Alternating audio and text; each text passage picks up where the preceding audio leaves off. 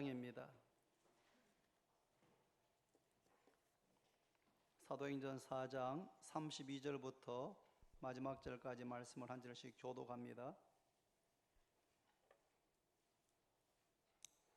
신약성경 193페이지 4장 32절을 제가 읽습니다. 믿는 무리가 한 마음과 한 뜻이 되어 모든 물건을 서로 통용하고 자기 재물을 조금이라도 자기 것이라 하는 이가 하나도 없더라.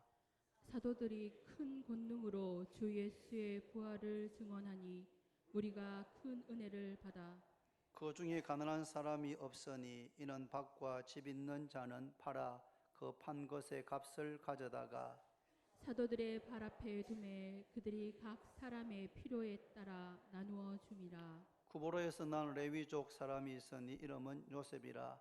사도들이 일컬어 바나바라 번역하면 위로의 아들이라 하니 그가 밭이 있음에 팔아 그 값을 가지고 사도들의 발 앞에 두니라. 아멘. 찬양 드리겠습니다.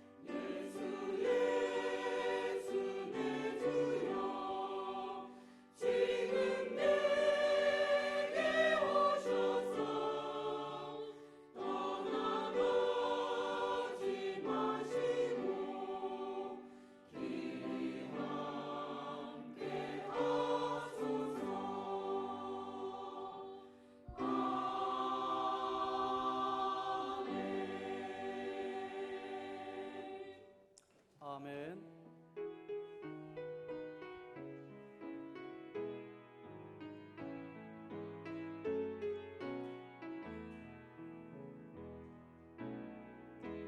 당신은 하나님의 언약 안에 있는 축복의 통로,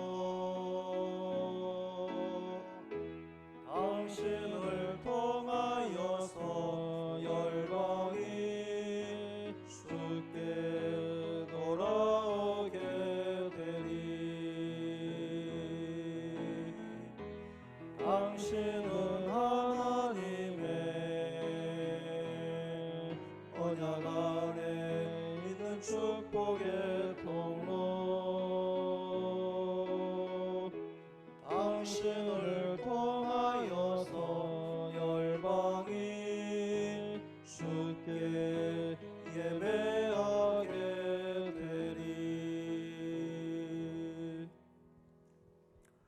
할렐루야. 예, 은혜로운 찬양 감사드립니다. 지난 주일 설교 제목이 기억납니까? 지난 주일 설교 제목은 초대교회의 기도와 응답이었습니다. 초대교회의 기도와 응답. 초대교회가 누구에게 그리고 어떻게 무엇을 기도했고 그 기도가 어떻게 응답되었는지에 대한 말씀을 드렸고, 그 말씀을 마무리하면서 제가 우리 성도들에게 기도 생활을 위해서 시간을 정해서 기도할 것을 그렇게 권했습니다. 가능하면 아침, 저녁에 하루에 2번 정도 아침에 일어나서 새벽 기도에 오시는 분들은 새벽 기도에 와서, 그렇지 않으면 집에서 골방에서 저녁에 잠자리에 들기 전에 또 시간을 정해서 기도할 것을 그렇게 권면을 드렸습니다. 말씀을 듣고 그 말씀을 우리의 생활에 적용하고 실천해야 됩니다. 그렇지 않으면 말씀을 듣고 잊어버리면, 말씀을 듣기는 듣는데 그 말씀대로 살지 않으면 우리의 마음이 점점 나도 모르게 교만해지게 됩니다. 왜냐하면 말씀에 대한 이해, 지식이 늘어가는데 삶은 그와 함께 가지 않기 때문입니다. 또 말씀을 듣기만 하고 그 말씀을 준행하지 않으면 그 집을 어디에 세운 사람 같습니까?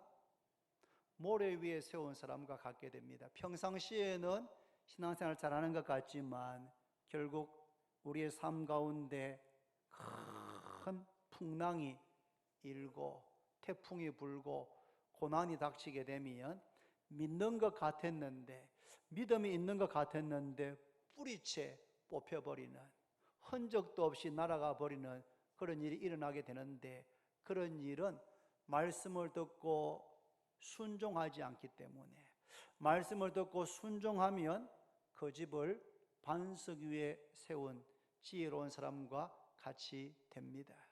지난주만이 아니고 매주 말씀을 들을 때마다 우리의 마음을 가난하게 겸비하게 하고 그 말씀을 듣고 그 말씀을 내 삶에, 목사인 저도 설교하면서 그 말씀을 제게 적용하고 여러분들도 말씀을 듣고 그 말씀을 내 삶에 적용할 때에, 그럴 때 그 말씀을 들은 그 결과가 30배, 60배, 100배로 열매를 맺게 될 줄로 믿습니다.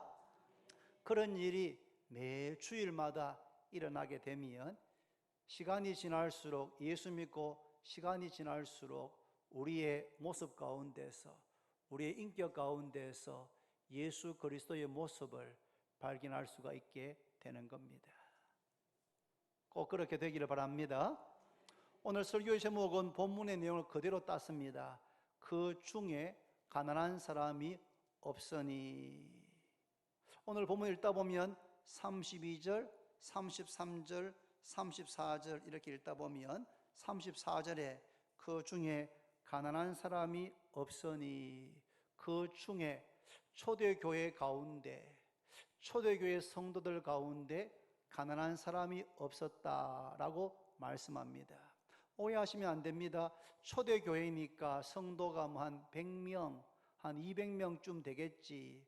100명, 200명쯤 되는 교회에 가난한 사람이 없었다?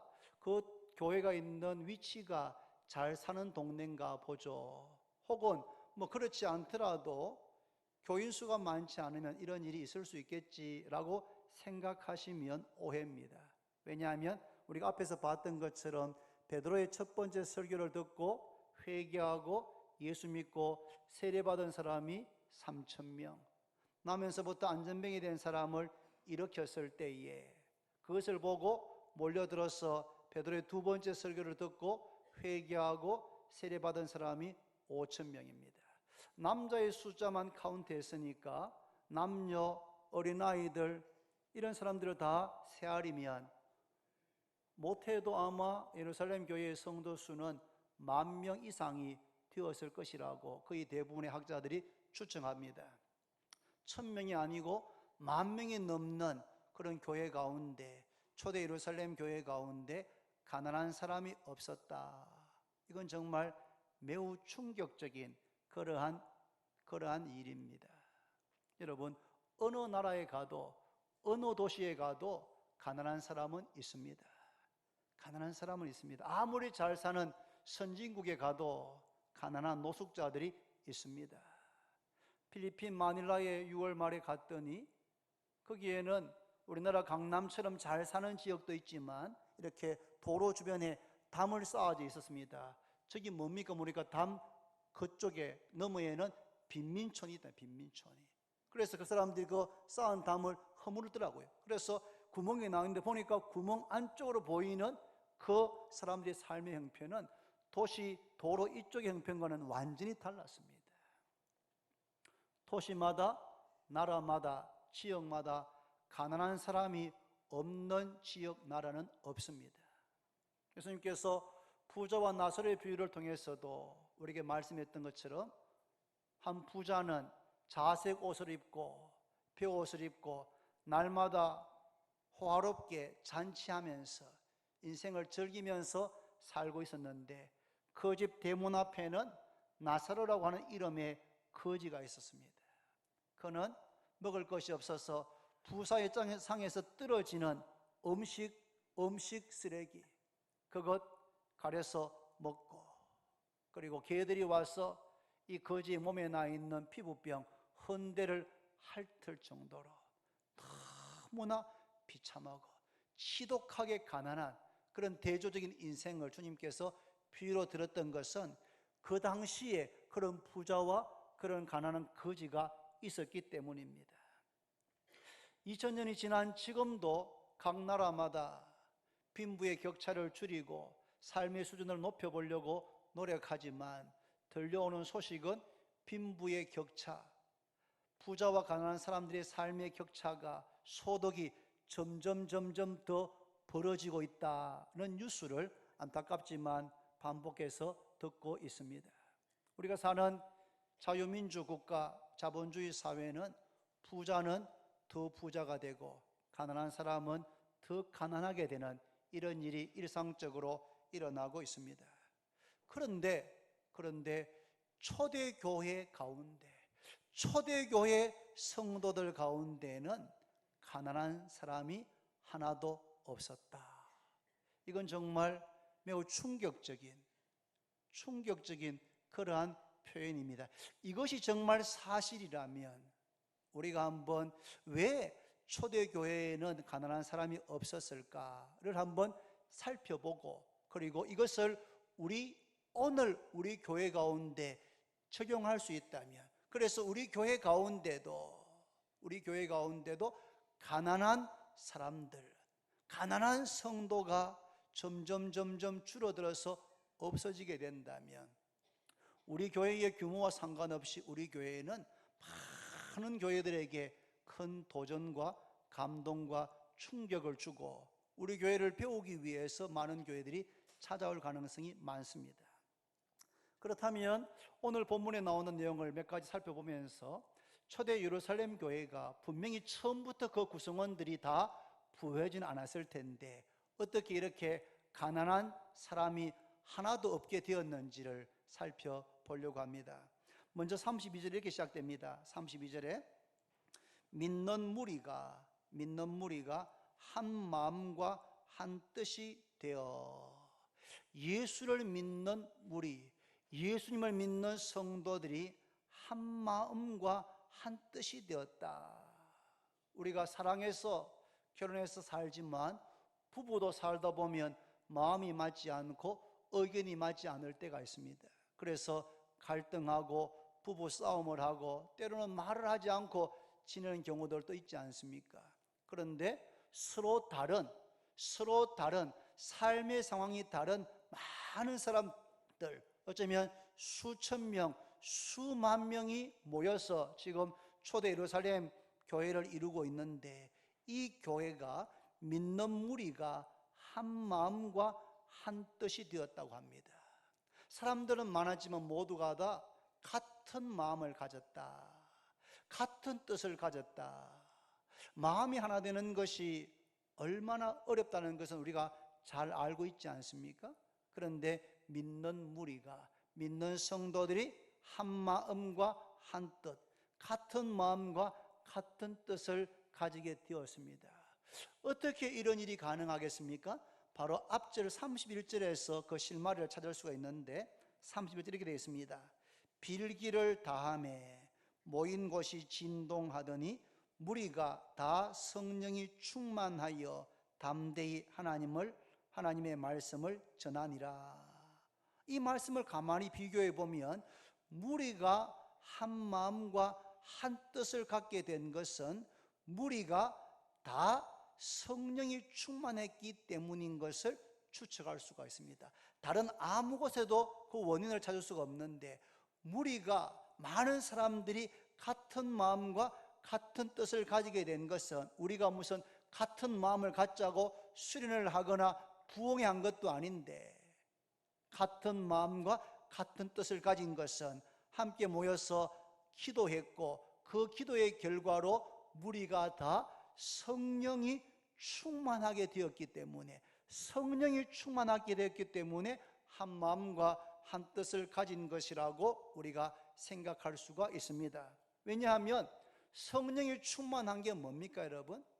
저는 학생 시절 중학교, 고등학교 때 성령 충만에 대해서 오해를 했습니다. 왜냐하면 성령 충만하면 사람이 조금 약간 이상해지는 걸로 저는 인상을 받았습니다. 제가 다녔던 어릴 때 교회는 그랬습니다. 성령 충만하다고 기도 많이 하시는 분들은 기도할 때 그냥 한국말로 기도하지 않고 이상한 소리를 내면서 그렇게 기도를 하셨습니다. 방언 기도였습니다. 그때 저는 그걸 잘 몰랐기 때문에 그런 기도의 모습이 좀 두려웠습니다. 또 때로는 너무 열광적으로 박수를 치면서 찬송했습니다. 많은 시간을 교회에 보내면서 제가 생각할 때 아이고, 저분은 사회생활, 가정생활 정상적으로 하실 수 있겠는가 하는 그런 마음이 제 마음에 들었기 때문에 소위 성령 충만한 모습을 제가 별로 사모하지 않았습니다. 그러나 그것은 저의 오해였습니다. 또 그 당시는 성령 충만에 대해서 제대로 배우지를 못했기 때문에 실제로 그런 일들이 있기도 했습니다. 그러나 여러분, 성령 충만이 뭡니까? 따라합시다. 성령 충만은 예수 충만입니다. 할렐루야. 딱 정의하면 그것입니다. 성령으로 충만하게 되면 예수님으로 충만하게 됩니다. 성령으로 충만하게 되면 예수님의 마음을 갖게 됩니다. 성령으로 충만하게 되면 예수님을 닮게 됩니다. 성령으로 충만하게 되면 내 생각, 내 뜻, 내 마음대로 살지 않고 내 생각과 내 뜻과 내 마음을 내려놓습니다. 내려놓고 성령 충만하게 되면 예수님의 마음, 예수님의 생각, 예수님의 뜻을 마음에 품고 예수님을 전심으로 의지하고 사랑하면서 그 주님께 순종하려는 그런 상태가 바로 성령 충만이라고 할 수가 있습니다. 할렐루야.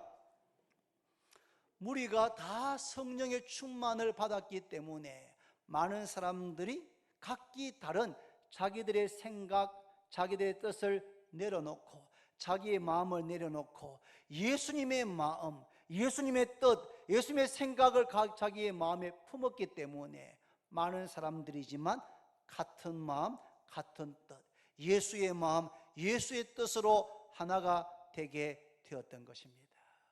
저는 우리 교회가 성도가 아무리 많아져도 한 마음, 한 뜻, 같은 마음, 같은 뜻, 예수의 마음, 예수의 뜻을 갖게 되기를 바랍니다. 그렇게 되려면 어떻게 해야 됩니까? 성령 충만해야죠. 성령 충만하며 예수로 충만하고 예수로 충만하면 내 마음과 내 생각을 내려놓습니다. 왜냐하면 하나님의 생각이 우리 생각보다 하늘이 땅보다 더 높은 것 같이 더 높고 위대하고 완전하기 때문입니다. 내 생각과 내 뜻을 내려놓는 것이 손해가 아닙니다. 기쁘게 즐겁게 우리 생각을 내려놓을 수 있습니다. 그리고 주님의 생각을, 주님의 뜻을 마음에 갖게 되는 것입니다. 그러나 한 마음과 한 뜻을 가졌다고 저절로 가난한 사람이 저절로 없어질 수가 있습니까? 32절 하반절에 보시면 이렇게 되어 있습니다. 모든 물건을 서로 통용하고 자기 재물을 조금이라도 자기 것이라고 하는 이가 하나도 없더라. 저는 이것이 가난한 사람이 하나도 없게 되는 1단계입니다. 1단계. 자기 재물입니다. 자기의 물건입니다. 자기 것입니다. 그런데 자기의 것이라고, 조금도 자기 것이라고 하는 사람이 하나도 없었다. 여러분, 베드로 설교 듣고 회개한 사람 3,000명, 5,000명, 그들 가운데 분명히 부자도 있고 가난한 사람도 있었을 겁니다. 처음 교회에 등록할 때는 다 부자도 있고 가난한 사람도 있었고 각기 삶의 형편이 달랐습니다. 그런데 예수님을 믿고 성령의 충만을 받고 같은 마음, 같은 뜻, 예수의 마음, 예수의 뜻을 품게 되니까 자기의 재물을 조금이라도 자기 것이라고 하는 이가 하나도 없게 되는 이런 일이 일어나게 되었습니다. 이건 정말 놀라운 일입니다. 이것은 홍해바다가 갈라지거나 요단 강물이 끊어지거나 여리고성이 무너진 것만큼 어쩌면 그보다 더 놀라운 사건입니다. 여러분, 사람은 태어날 때부터 소유욕이 있습니다. 소유욕, 내 것. 뭐 아이에게 가르치지 않아도 아이들은 내 거를 압니다. 내 거를. 아이들 어릴 때 가장 많이 싸우는 게 뭡니까? 애가 하나일 때는 싸울 일이 없습니다. 동생이 태어나면 동생이 좀 걸어다니고 뭐를 잡을 줄 알게 되면은 형하고 동생이 날마다 싸웁니다. 왜 싸웁니까? 형이 장난감 가지고 혼자 놀았는데 이 동생이 형님 거를 함부로 만지는 겁니다. 이 형이 화가 나가지고 내 것, 장난감도 내 것, 옷도 내 것, 음식도 내 것, 전부 다 내 거라고 하는 겁니다. 엄마 아빠도 내 거라는 겁니다. 그것 때문에 싸웁니다. 엄마 아빠는 날마다 뭐라 합니까? 동생하고 같이 해, 나눠서 해, 사회적이 지내. 그렇게 하는데 그게 안 됩니다. 내 거 손도 대지 못하게 합니다. 그래서 날마다 형 동생 간에 싸웁니다. 어린이집 유치부 와서도 싸웁니다. 왜요? 혼자 있을 땐 다 내 거였는데 유치부 오니까 선생님이 같이 해야지 같이 해본 적이 없는데 내 건데 같이 하라고 하니까 이해가 안 되어서 싸우고 울고 하는 것이 날마다 있습니다. 특별히 어릴 때 저처럼 좀 가난하게 자라가지고 뭘 많이 가져본 적이 없는 사람은 나이가 들고 난 다음에 내 것에 대한 집착이 좀 더 강한 경향이 있습니다. 내 차, 내 집, 내 것 가지기 위해서 노력하지만 그걸 가지게 되면 다른 사람과 공유하거나 나누어주거나 빌려주거나 하는 것 아주 불안해하고 싫어하는 경향이 있습니다. 그런데 초대교회 성도들은 자기 재물을 조금이라도 자기 것이라 하는 이가 하나도 없고 모든 물건을 서로 통용했다. 자기 것인데 자기 것이라고 주장하지 않고 다른 사람들도 다른 성도들도 얼마든지 쓸 수 있도록 그렇게 통용했습니다. 우리 교회는 그런 분 안 계시겠지만 다른 교회 가면은 권사님들이 앉아 계신 자리에 자기가 좀 늦게 왔는데 다른 분이 앉아 있으면 난리가 납니다. 왜요? 내 거 여기 내 자리인데 내가 날마다 앉는 자리인데 어디 함부로 여기를 앉다니 비키라고. 그런 분들이 딴 교회는 있답니다. 자기 재물인데 조금이라도 자기 것이라고 하는 이가 하나도 없고 모든 물건을 서로 통용하는 일이 일어나게 되었습니다. 초대교회가 그렇게 하도록 법으로 정했습니까? 아닙니다. 서로 통용하지 않으면 교인 직분을, 교인 자격을 박탈한다고 했습니까? 그렇지 않습니다. 성령의 충만을 받을 때에 그런 일이 일어나게 되었습니다.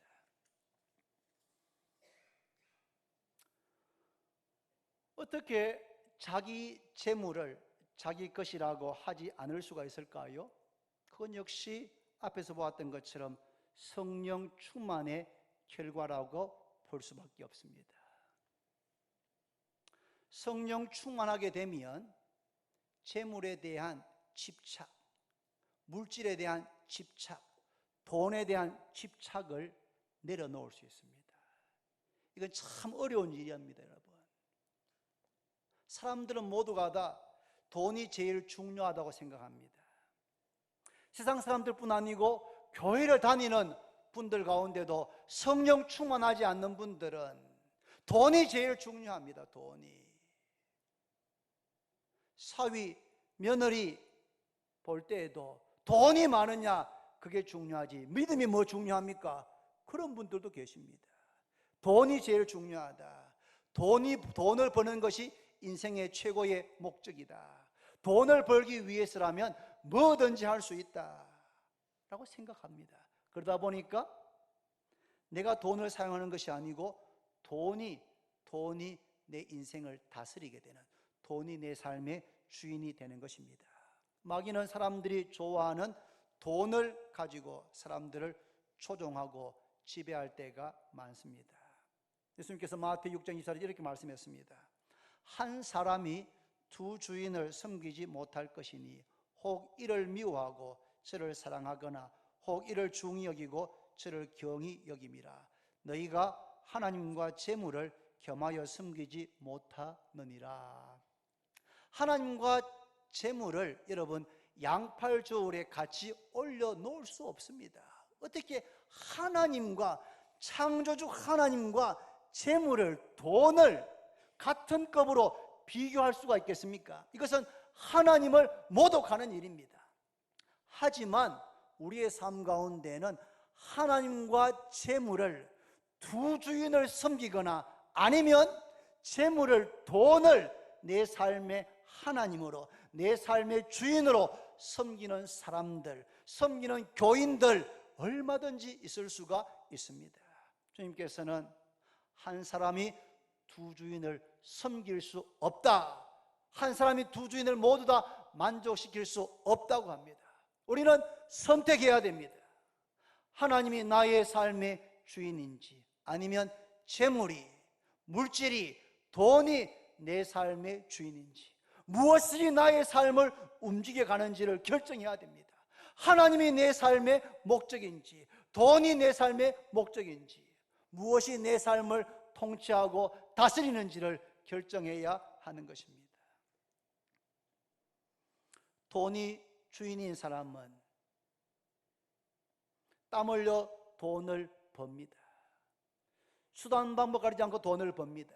그리고는 그 돈을 다른 사람과 절대로 나누지 않습니다. 왜요? 내가 수고해서, 내가 그렇게 땀 흘려 수고해서 번 돈인데 이걸 누굴 줘? 왜 줘? 절대로 안 주고 움켜쥐고 살아갑니다. 그런데 성령이 충만하면 예수님이 내 삶의 주인이 되십니다. 성령 충만하시기를 바랍니다. 그리고 날마다 예수님께서 나의 주인이심을 그렇게 진심으로 고백하면서 매일매일 살아가시기를 바랍니다. 예수님이 내 삶의 주인 되시면 예수님께서 이렇게 말씀하십니다. 너에게 있는 재물, 너에게 있는 돈, 내가 너에게 준 달란트다. 내가 너에게 맡겼다. 내가 너에게 맡겼다.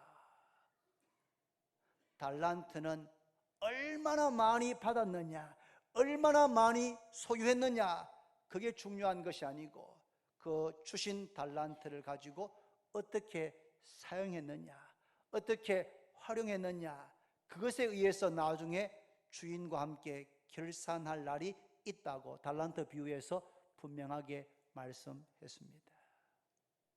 돈을 많이 소유한 것, 많이 가진 것이 중요한 것이 아니고 그 주신 달란트, 내게 있는 물질을 어떻게 사용하고 활용했느냐가 중요하고 그것에 대해서 주님의 평가, 주님과 함께 결산하는 날이 있게 됩니다. 여러분이 가지고 있는 집이나 자동차나 물건이나 은행 계좌나 모든 것 여러분의 이름으로 되어 있으시겠지만, 그래서 여러분의 소유라고 생각하시겠지만 그것은 우리의 소유가 아닙니다. 왜냐하면 하나님께서 우리를 불러가시면 내 건 줄 알았는데 다 내려놓고 하나도 가지고 가지 못하게 됩니다. 한 부자가 농사가 잘 되어가지고 옛날 창고를 헐고 큰 창고를 짓고는 곡식과 자기의 모든 소유를 쌓아두었습니다. 얼마나 기분이 좋았던지 자기 자신 향해서 내 영혼아, 여러 해 쓸 물건을 많이 쌓아두었으니 이제 먹고 마시고 편안히 즐기자. 자기 영혼을 향해서 그렇게 축복하며 기뻐했습니다. 그때 하나님께서 뭐라 하십니까? 어리석은 자야, 이 어리석은 자야, 이 바보 같은 자야, 오늘 밤에 너의 영혼을 취하면 너가 쌓아둔 것이 다 누구의 것이 되느냐? 쌓아두고 천년 만년 죽을 때까지 자자손손이 잘 먹고 잘 살겠지 생각했지만 하나님께서 그 영혼 풀러가시면 그것은 더 이상 내 것이 아닌 것입니다. 내게 있는 재물과 물질과 돈 모든 소유가 내 이름으로 등기가 되어 있다 할지라도 그것에 대한 사용권과 관리할 수 있는 권한과 시간만이 우리에게 주어진 것임을 깨닫게 되기를 바랍니다. 초대교회 성도들은 성령 충만해서 이 사실을 알았습니다. 자기의 재물을 조금이라도 자기의 것이라고 주장하는 사람이 없었습니다.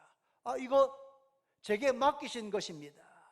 이 재물 제게 맡기신 것입니다. 제가 주인이 아닙니다. 주인께서 내놓으라고 하면 내어드려야 되는 것입니다. 그렇게 해서 자기 것을 자기 것이라고 주장하지 않고 모든 사람과 통용했던 것입니다.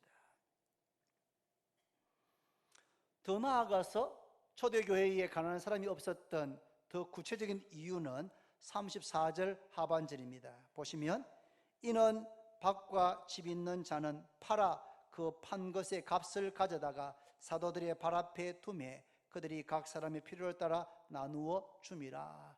자기 재물을 다른 사람들과 통용하는 것, 나누어 사용하는 것, 함께 쓰는 것만 가지고는 가난한 사람이 없어질 수가 없습니다.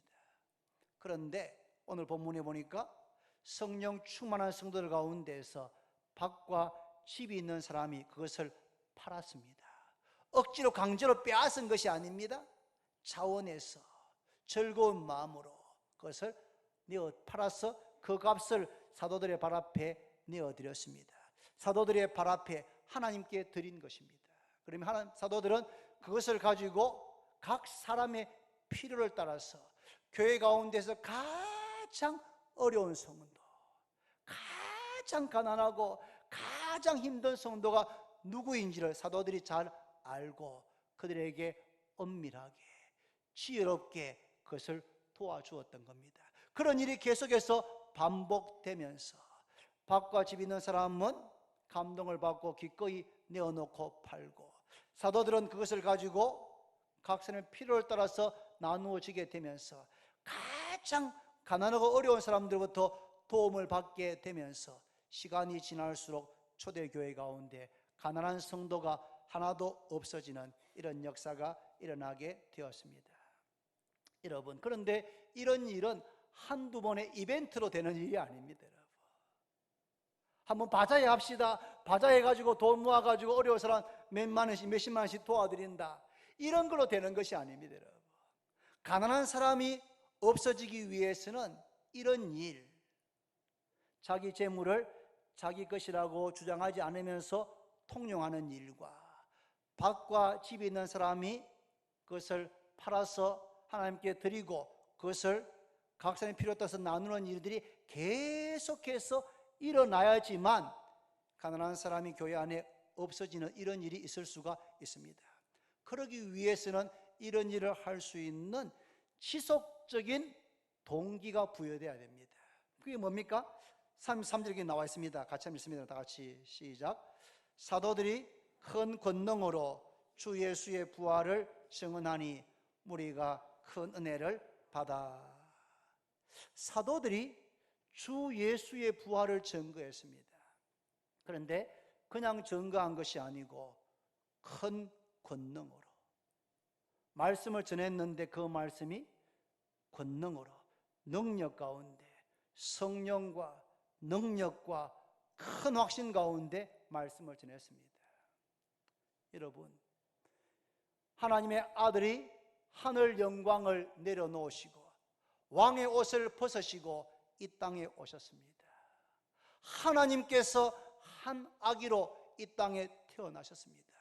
그 이유는 우리의 죄를 대신 지시고 우리의 죄를 대신 지시고 십자가 위에서 못 박혀 죽임 당하기 위해서 하나님이신 하나님의 아들이 자기를 비우시고 낮추시고 이 땅에 오셔서 우리의 죄를 대신해서 우리가 받아야 될 그 죄의 형벌을 대신 받으시고 십자가 위에서 못 박혀 죽으셨습니다.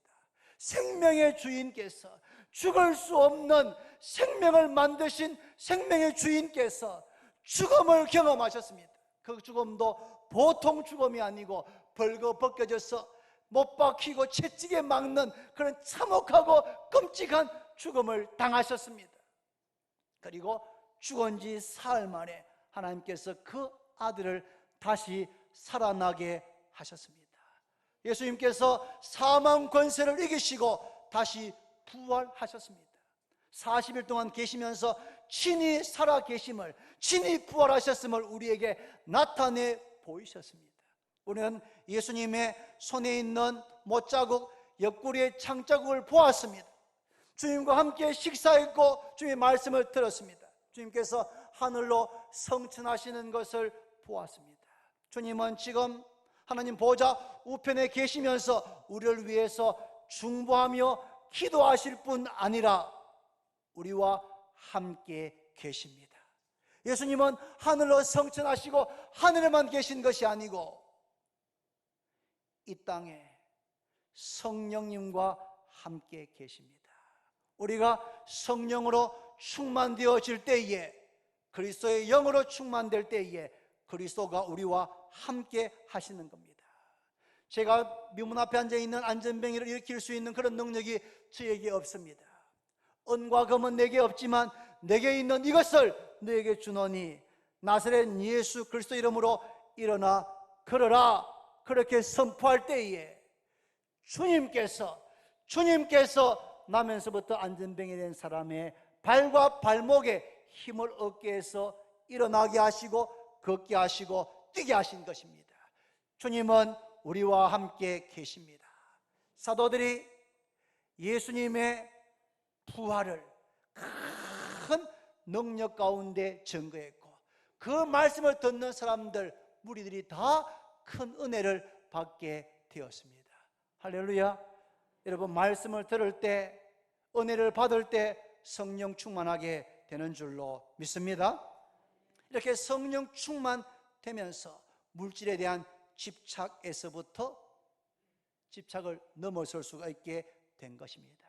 자기의 재물을 더 이상 자기 것이라고 주장하지 않고 모든 사람과 함께 통용하게 되고, 집 두 채 있는 사람은 집 한 채를 팔고, 밭이 많은 사람은 밭을 팔아서 그 판값을 사도들 앞에 내어놓고, 사도들이 각 사람의 필요를 따라서 나누어 주면서 초대 예루살렘 교회 안에는 시간이 지날수록 가난한 사람이 하나도 없는 이런 놀라운 역사가 일어난 것을 믿으시기를 바랍니다. 중요한 것은 여러분, 물질만 나누어 준다고 해결되는 게 아닙니다. 여러분, 물질을 주는 거 귀한 것입니다만은 물질만, 돈만 나누어줘서 문제가 해결되지 않습니다. 초대 성도 가운데서는 밭을 팔고 집을 팔아서 사도의 발 앞에 내려오는 사람이 많이 있었습니다. 그런데 오늘 본문에 보니까 유독 한 사람의 이름만 언급되고 있습니다. 그 사람은 구브로라는 섬 출신이고 레위 지파에 속해 있는 본명은 요셉입니다. 그런데 그는 요셉이라는 이름보다는 바나바라는 이름으로 더 많이 알려지고 불려졌습니다.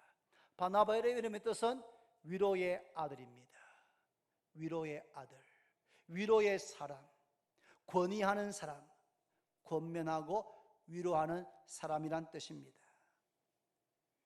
성경은 한 사람을 높이는 데 관심이 없습니다. 우리는 헌금을 드리든지 어려운 사람을 도와주든지 할 때에 오른손이 한 것을 왼손이 모르게 해야 합니다. 해야 합니다. 내가 한 것도 잊어버려야 됩니다. 사람에게 칭찬과 영광을 받게 되면 하나님께로부터 받을 상급과 칭찬이 사라진다는 사실을 기억하셔야 됩니다. 하나님께서는 우리가 엄밀한 중에 우리의 마음을 담아서 헌금을 드리고 엄밀한 중에 어려운 이웃들을 도와주는 그런 일을 하기를 원하시는 겁니다. 오늘 본문에서 바나바의 이름을 소개하고 있는 이유는 그가 밭을 팔아서 그 값을 사도들 앞에 내려놓았기 때문이 아닙니다. 그렇게 한 사람은 바나바 외에도 많이 있었습니다.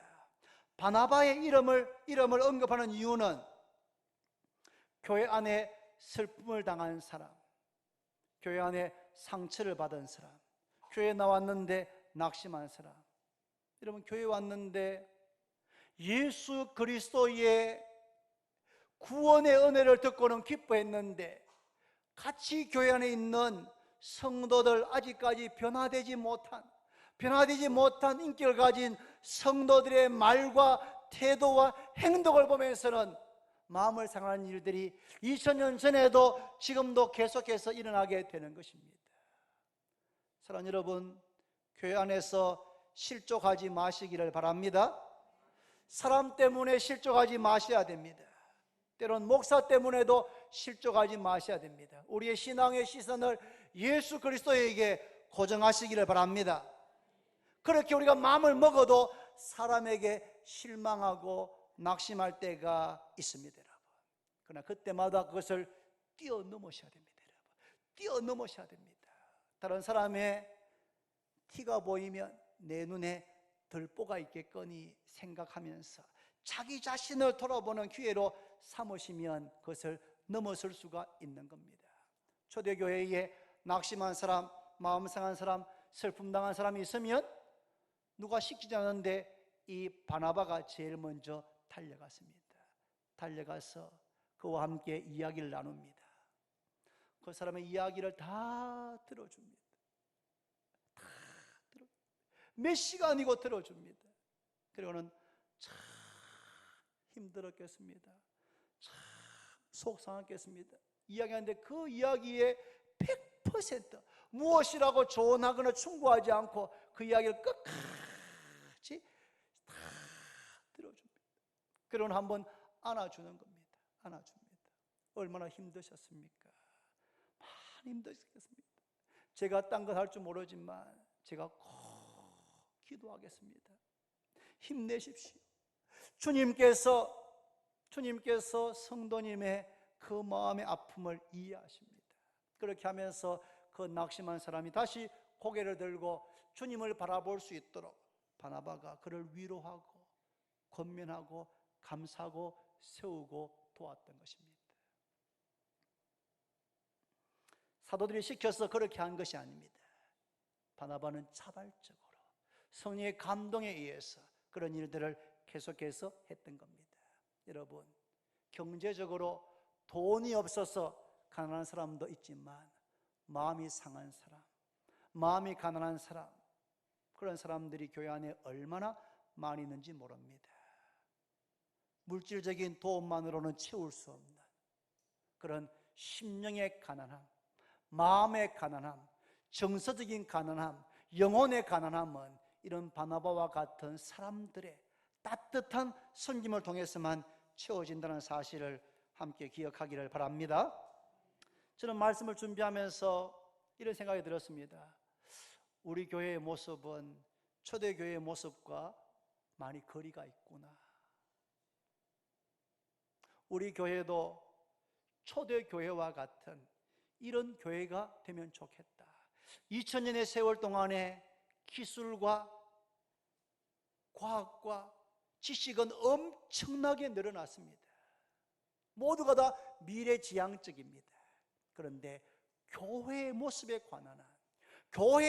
관한 2000년이 지나서 교회 여러 가지가 발달했지만 교회의 본질적인 모습은 2000년 전 초대교회로 돌아가자, 초대교회의 모습을 회복하자는 움직임이 종교개혁 시대 때도 있었고 늘 있어 왔습니다. 우리 교회가 초대교회의 이런 모습을 닮아가게 되기를 바랍니다. 닮아가게 되기를 바랍니다.